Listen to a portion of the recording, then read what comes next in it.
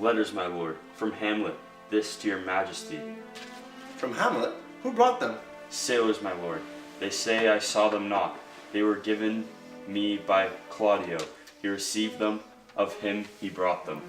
Laertes, you shall hear them. Leave us. High and mighty, you shall know I am set naked on your kingdom. Tomorrow shall I beg leave to see your kingly eyes, when I shall, first asking your pardon, thereunto recount the occasion of my sudden and more strange return. Hamlet. What should this mean? All the rest come back? Or is it just some abuse, and no such thing?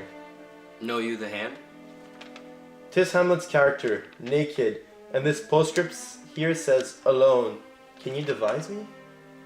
I'm lost in it, my lord, but let him come. It warms the very sickness in my heart, that I shall live, and tell him to his teeth, thus didst thou. If it be so, Laertes, and as how should it be so? How otherwise? Will you be ruled by me? Aye, my lord. So you will not o'errule me to a peace? If he be now returned, I will work him, under which he shall not choose but fall, and for his death no one shall breathe. But even his mother shall uncharge the practice, and call it accident. My lord, I will be ruled.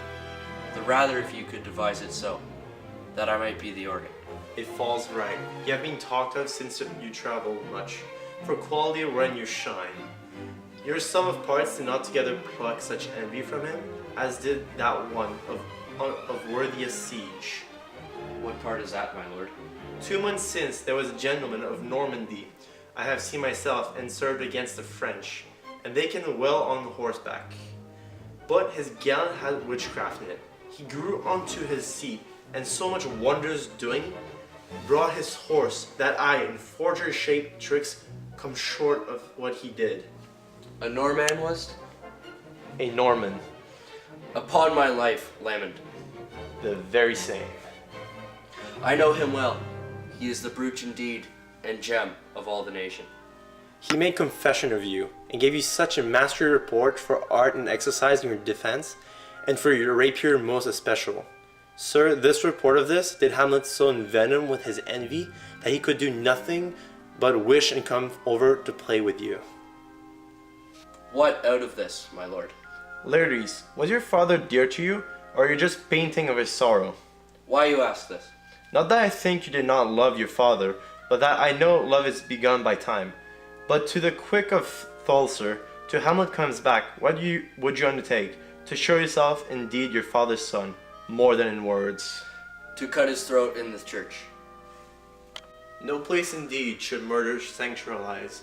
Revenge should have no bounds, but good Laertes, Hamlet, returned, shall know that you are home.